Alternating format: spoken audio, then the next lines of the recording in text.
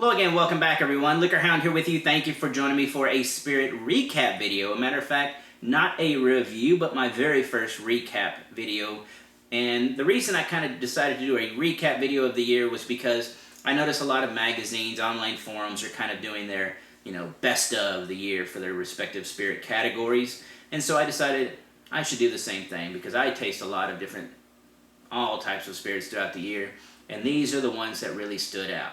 Alright, now thing to note is that I didn't want to choose bottles that were too hard to find.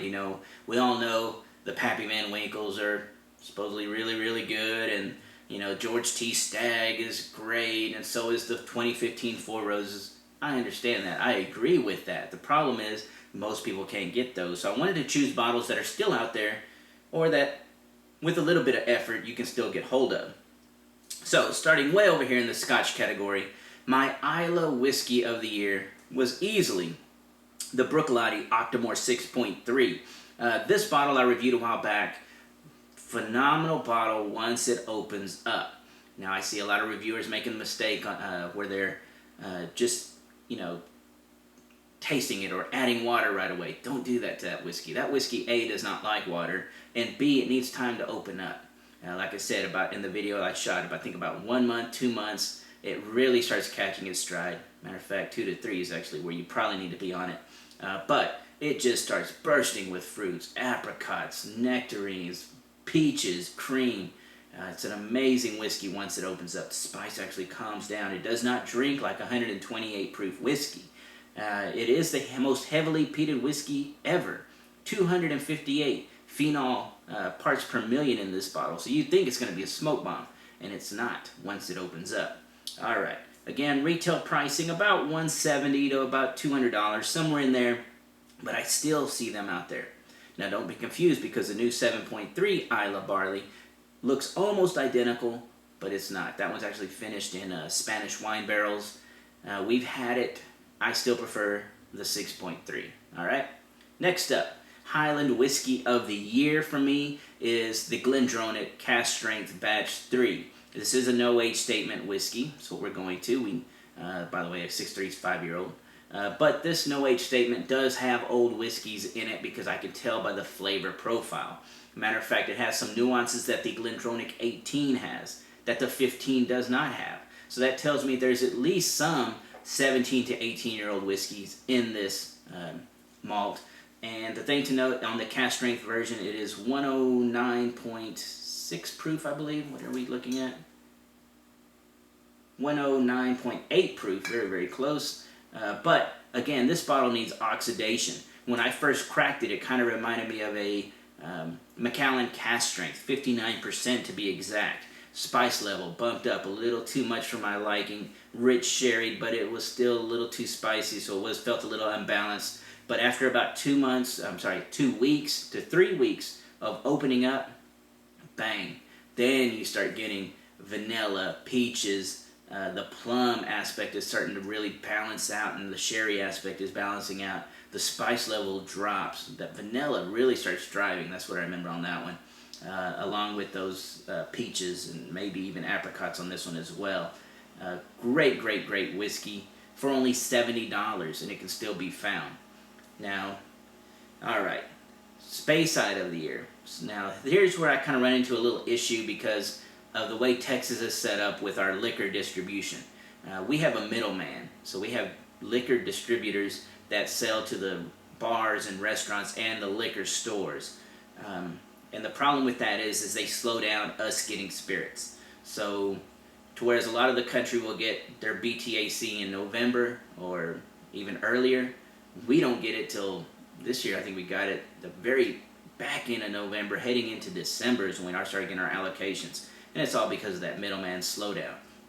Alright, now the reason I mention that is because to me, my Speyside of the year would have been a Glenbergie that was bottled in 1995 by Signatory. That would have been it. But the problem was, on the bottle it says it was bottled in 2014, mid-2014.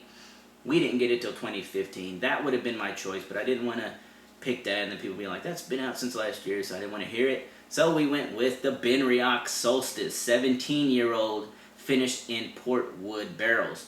Now, Benriach, heavily peated Speyside whiskey. Again, 17 years, port wood.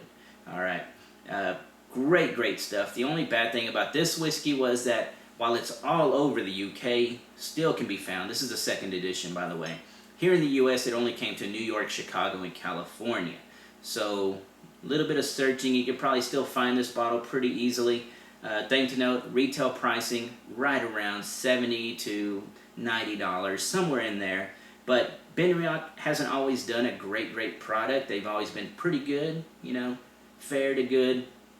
This is starting to reach an upper level for them. So I hope that's what they're really striving to do, is keep making whiskeys to that caliber. And they're really going to make a big name for themselves.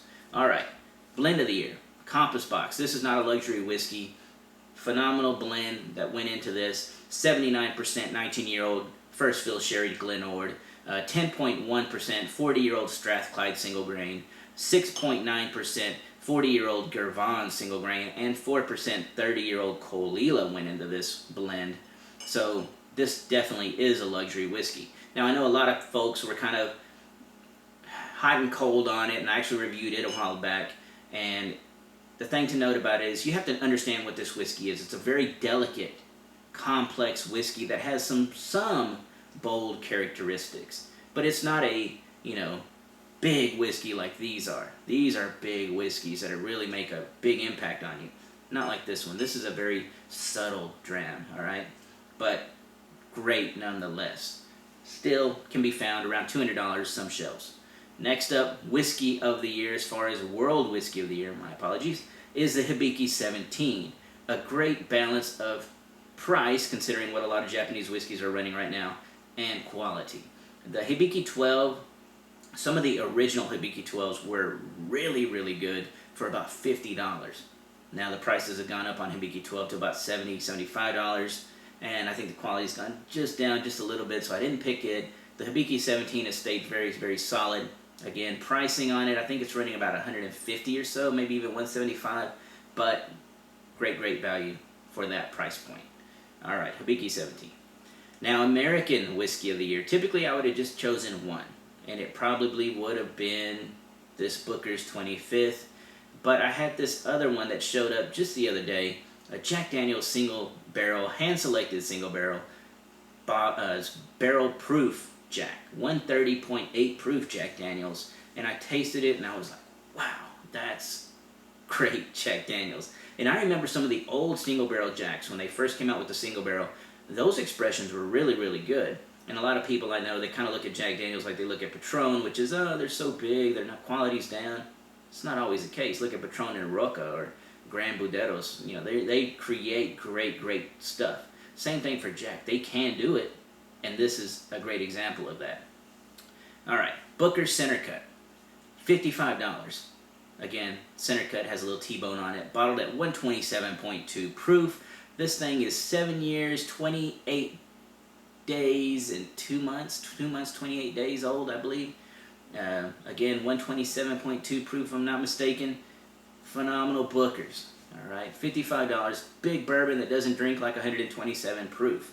It's got a nice eucalyptus minty element to it in the middle. The spice note isn't too big like pretty much the majority of Bookers have a really big spice note because they are 7 years old. They're young, they're fast maturing whiskey, so that spice and that boldness is usually really big. For whatever reason, not necessarily in this one. This one's really great. All right, Jack Daniel's back on that one, $70. So a little more than this Booker's, but really good whiskey as well. So I'm going to name this one Tennessee Whiskey of the Year. All right, Irish Whiskey of the Year. That one is going to go to Redbreast 12 Cask Strength. This has been around for quite a while as well, and I was going to lean towards, I had a 13-year-old single cask Irish whiskey up there. Here we are, Exclusive Malts, 2002 to 2015. It is really good, it is really big, but man, Redbreast, Cask Strength, can be found pretty much everywhere still, retailing around $70 or so, 50, 70, somewhere in there. That is a great Irish whiskey. All right, Canadian Whiskey of the Year is going to go to the Crown Royal hand-selected barrel.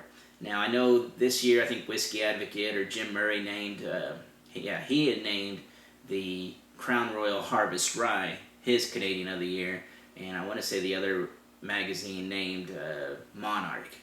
But those are really nice crowns, but no, this to me was the best one of the year. 103 proof to begin with, much bigger in proof than any other Canadian whiskey I've ever found, and it just has such a great caramel, butterscotch, vanilla backbone to it, and then with 103 proof, so them not cutting it with so much water, you're getting a very big note when it comes to those flavors. So phenomenal whiskey. Again, pricing on it definitely beats the Monarch, because this thing cost me only $35 at a local Costco, so keep an eye out there.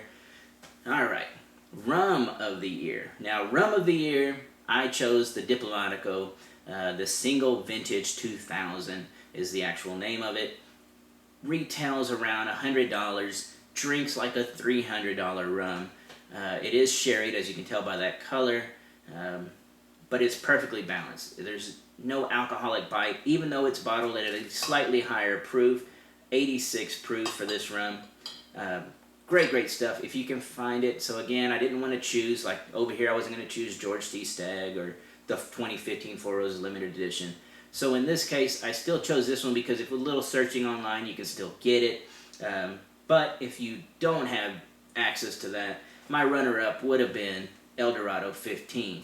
The only reason I didn't choose the Eldorado 15 was because of batch variance from year to year. I bought this bottle about 3 years ago, and I've compared it to bottles from my friends that they bought this year.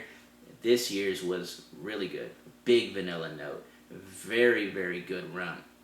This one has a little bit of chemical note to it.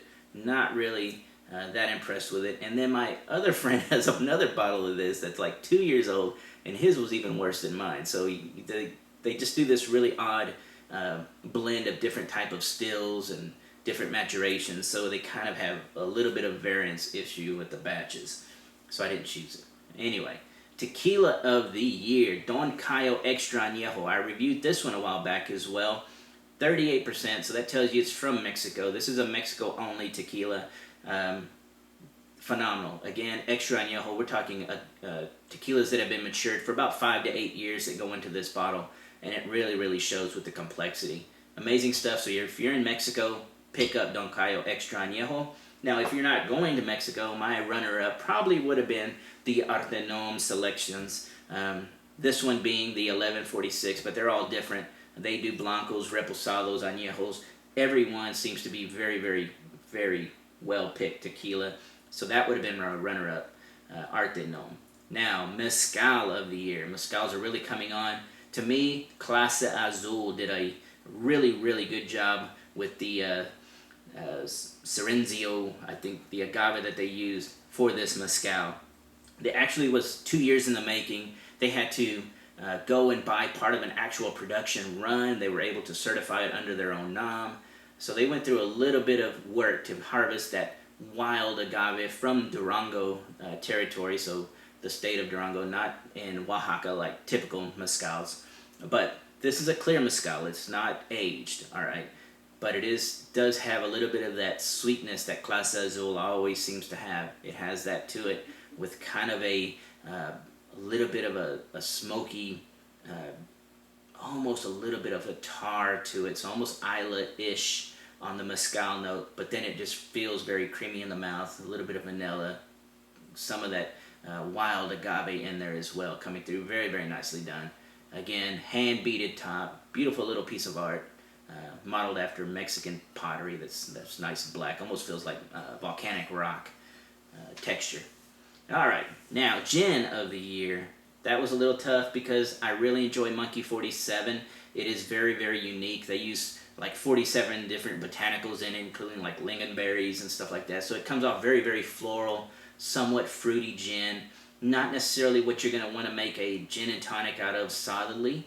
Now, that's why I chose my backup to Monkey 47, which also is very expensive at about $45 for a half bottle, a 375 milliliter. My actual pick probably would have been for just a dry gin, the Mayfair. Really nice done. If you're going to do like a, just any kind of martini or any kind of simple cocktail where a dry gin is used, probably would go with Mayfair. Maybe even a splash of Monkey 47 in there, just instead of the vermouth, to kind of brighten things up, make things a little more floral, more interesting. But again, Monkey 47, Mayfair, those are my two gins of the year. If you're going to be making classic cocktails like tuxedos or anything like that, old fashions with Ransom Old Tom gin, that would have been my pick for that kind of gin. Old Tom would have been Ransom easily. And lastly, vodka of the year. There was so many good ones. You know, the Old Faithfuls, the Old Standbys are still there, Beluga, all that. But I wanted to choose one that I had this year that was like new to me and was really, really good. That's going to go to the Smooth Ambler's vodka. They did a really good job on it. A lot of banana, a lot of vanilla on that one. Caramel, even on the palate, even though it's supposed to be, I know, colorless, flavorless, all that. But again, retail pricing on it's only about $40. So these are my picks of the year. I hope you enjoyed this video. Everybody have a Merry Christmas or Happy Holidays. Whatever you celebrate is great with me. Thank you for leaving those great comments. Everybody have a good evening, and cheers.